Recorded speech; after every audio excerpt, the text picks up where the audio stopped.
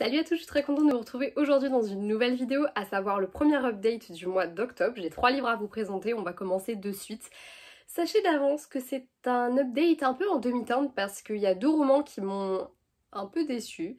Et à l'inverse, il y en a un autre qui m'a étonnamment beaucoup plu, alors que franchement j'en attendais rien du tout. J'étais même convaincue que j'allais lire 2-3 chapitres et puis abandonner en mode non mais ça va, j'ai essayé quoi. Bref, le premier dont je vais vous parler, il s'agit de La Princesse sans visage, le premier tome des Royaumes immobiles d'Ariel Holzel, publié aux éditions Slalom. Un très beau roman que vous pourrez bientôt retrouver sur mon Vinted parce qu'il fait partie de ceux qui m'a un petit peu déçu pour être tout à fait honnête avec vous. Dans ce récit, nous allons suivre Ivy, Ivali de son nom complet, qui va un peu malgré elle participer au sacre, puisque les royaumes immobiliers sont en train de s'effondrer et les reines n'ont pas d'autre choix que de lancer un couronnement pour le trône vacant du royaume de l'automne. Voilà, 7 jeunes filles vont être en compétition, dont Ivy. Ivy, elle a un petit truc un peu particulier. Ce petit masque, elle le porte véritablement dans le roman puisqu'elle est une belle à mourir, c'est-à-dire que quiconque voit son visage sombre dans une folie meurtrière ou suicidaire, bref, trop fun. Du coup, nous allons suivre cette jeune fille qui a vécu complètement isolée de tous. Elle a grandi seule dans un manoir. Au début, elle était avec des personnes qui s'occupaient d'elle et qui ont disparu un peu du jour au lendemain. Et elle est du coup depuis toute seule.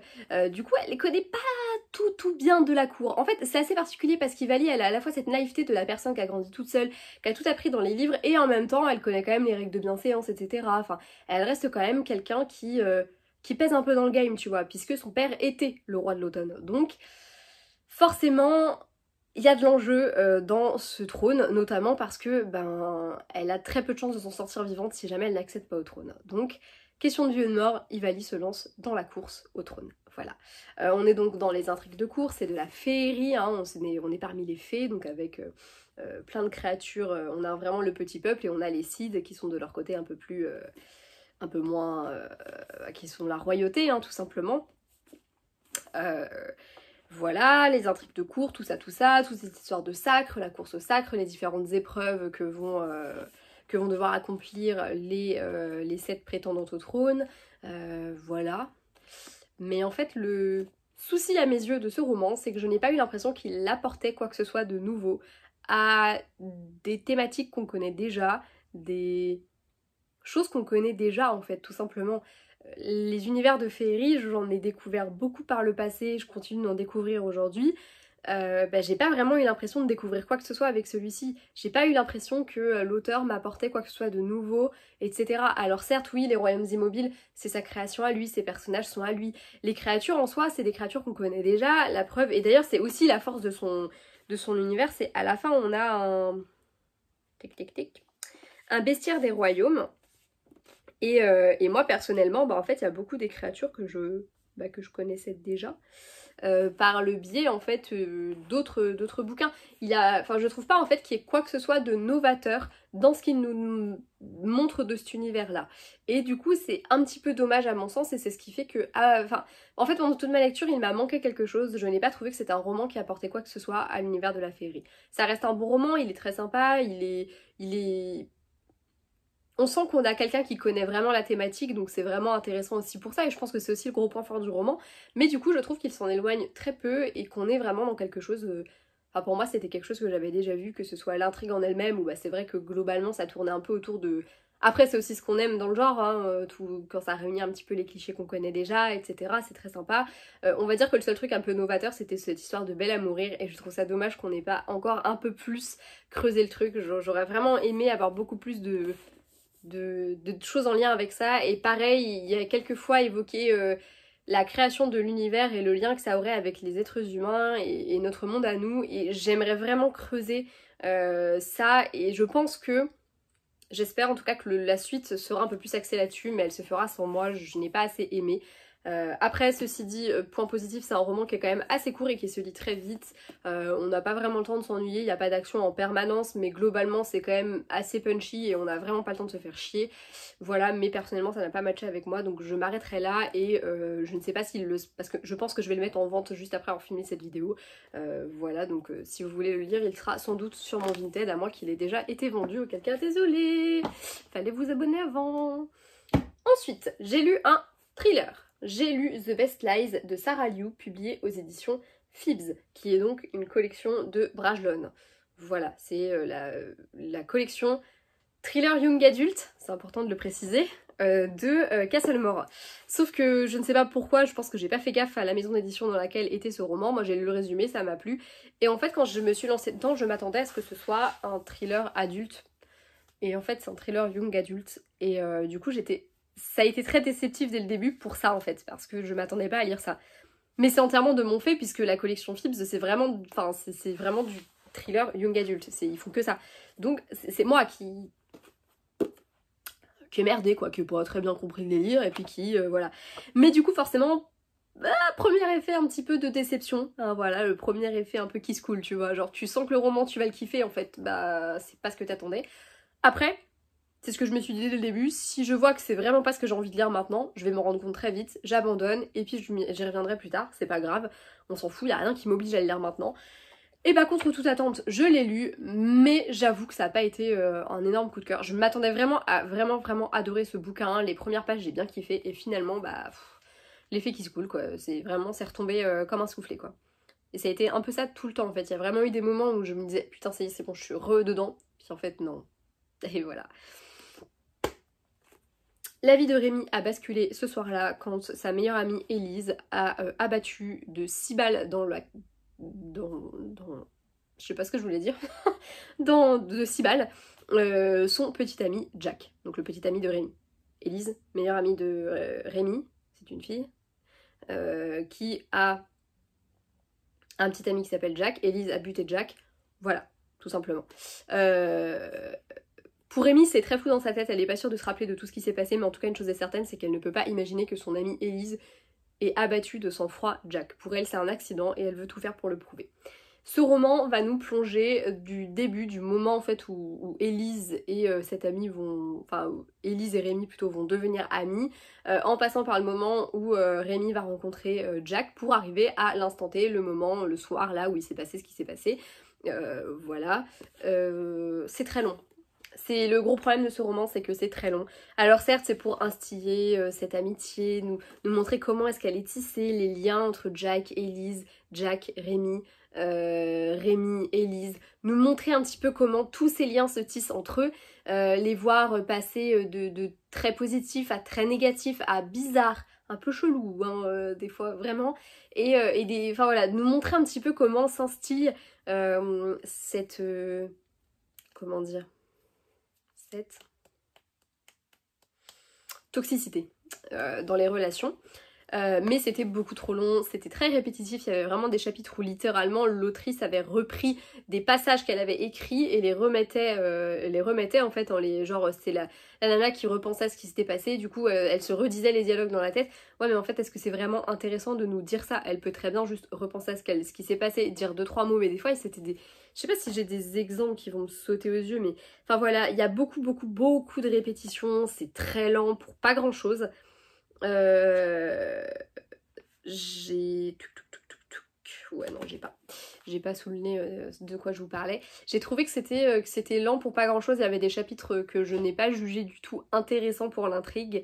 J'ai trouvé que globalement ça manquait en fait de dynamisme et c'est dommage parce que du coup je trouve que ça nous plombe et qu'on n'a pas forcément on n'a pas d'empathie pour les personnages plus que ça parce que enfin Élise, si j'ai eu pas mal d'empathie pour elle, elle m'a fait beaucoup de peine. On sent que c'est quelqu'un qui a vraiment besoin d'aide extérieure. Elle vit des situations familiales assez complexes. Rémi de son côté, j'ai trouvé qu'elle était très plaintive et un peu égoïste. En fait, j'ai eu l'impression que c'était une amitié entre deux personnes assez égoïstes qui croient s'être trouvées mais qui en fait ne voient que par elles-mêmes. Et je sais pas, j'ai eu beaucoup de mal avec les personnages de manière générale et puis surtout j'ai trouvé que, je sais pas, il m'a manqué quelque chose, je me suis ennuyée pendant les 3/4 du roman et j'ai pas trouvé que la fin était si dingue que ça. Je l'avais petit à petit vu venir et de toute façon ça s'est amené petit à petit pour que ce soit aussi crédible. Donc c'est vrai que de ce côté là oui c'est un roman qui est assez crédible etc. Mais la fin m'a pas du tout plu. J'ai pas été bluffée plus que ça et j'ai trouvé que globalement c'était très moyen comme roman. Donc c'est pas un récit que je vous conseille particulièrement en termes de thriller young adulte, il y en a beaucoup d'autres que j'ai trouvé 1000 fois mieux que celui-ci. Lui voilà, je suis très en demi-teinte quant à cette lecture et Et je me dis bon bah voilà, c'est fait, mais ouais, très déçue quoi, très déçue. Ensuite, et c'est là qu'arrive la petite pépite que je n'attendais pas. Ce roman, je l'ai acheté en 2017, en juillet ou août 2017, donc ça commence à dater, hein, ça fait quand même 5 ans qu'il est dans ma pile à lire. Et que, en fait, à chaque fois que je le vois, je me dis non, mais lui, je le lirai jamais, enfin, il me dit plus rien maintenant, j'ai pas envie, tout ça, tout ça. Je l'ai mis dans la pile à lire de mon Pumpkin Autumn Challenge, un peu en mode de toute façon, tu le liras pas. Ou alors, c'était un peu pour me booster aussi, je me suis dit, bah écoute, c'est le moment ou jamais de te lancer dedans. Bien, quelle connerie de ne pas l'avoir lu plus tôt. Il s'agit de The Circle, le premier tome, Les Élus, de Sarah Elfgren et Matt Strandberg. Je le dis à la française, mais ça se prononce probablement pas comme ça. C'est un récit dans lequel 5 jeunes filles, elles sont 5? Non, elles sont 6, hein, c'est ce qui me semblait que je disais de la merde.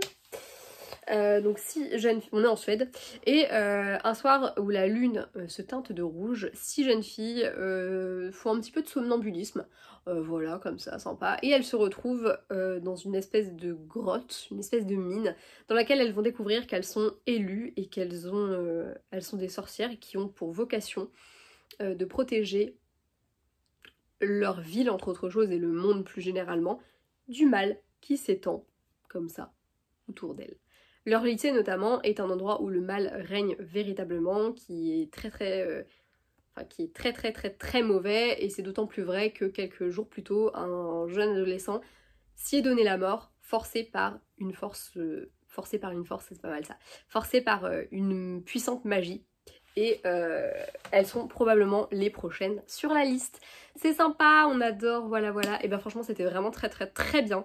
J'ai adoré. Je pense que le côté suédois me faisait un peu peur. Voilà, la couverture pareil, je la trouve pas ouf. Là par exemple j'ai la couverture du tome 2, puisque je l'ai acheté sous le nez. Et franchement je la trouve vachement plus canonissime. Je trouve que ça... Même, ah non, le 3. Cette petite tête de mort, ça fait très glauque. Ça lui donne un côté un peu young adulte. Alors certes, nos héroïnes, c'est des lycéennes, elles sont très jeunes, mais je trouve que c'est un récit qui est quand même... On a quand même... La scène d'ouverture, c'est quand même un gamin qui se fout en l'air dans des chiottes. C'est pas non plus... Enfin, c'est quand même assez glauque. Et de manière générale, cette ambiance, elle demeure dans tout le bouquin. C'est une ambiance qui est très particulière, qui est pesante. On a des héroïnes qui, certes, sont très jeunes, elles ont 16 ans, c'est cool, etc. Mais c'est aussi des nanas qui craignent vraiment pour leur vie. Je trouve que on est très... En fait, c'est ce qui me faisait peur, je pense. C'est que en 2017, peut-être que oui, j'avais envie de lire encore des romans un peu jeunesse, sur... Enfin, du fantastique un peu jeunesse, comme ça, avec des sorcières au lycée. Non, trop bien, on fait de la magie. Mais aujourd'hui, c'est un peu moins le cas. Et je pense que plus ça va dans le temps, et moins c'est des romans vers lesquels je tends. Alors oui, ça peut m'arriver de lire... Enfin, je lis du young adulte tout le temps, donc voilà. Mais là, en l'occurrence, j'avais très peur que ce soit un peu... je sais pas si vous avez en tête, mais en fait, j'avais peur que ce soit un peu en mode... Je sais plus le titre, de L.J. Smith, là.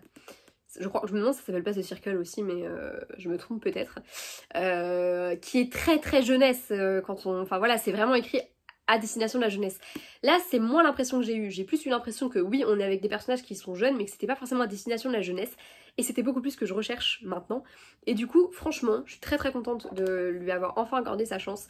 La lecture est hyper addictive, c'est vachement bien écrit, c'est super bien narré. J'ai pas eu de sentiment de dépaysement qui m'a empêché de m'immerger dans l'histoire parce que ça m'est déjà arrivé avec des romans qui se passent pas dans des pays dans lesquels j'ai l'habitude en fait de me trouver en termes de littérature, dans lesquels j'étais vraiment dépaysée et où j'arrivais pas à rentrer dedans. Là, ça n'a pas été le cas du tout. J'avais aucun mal à visualiser ce qui était en train de se passer et j'ai beaucoup aimé. J'ai trouvé qu'il y avait vraiment une ambiance très particulière dans le récit. Qui avait pas mal d'action et il se passe toujours quelque chose et on sait pas trop où est-ce que ça va nous mener.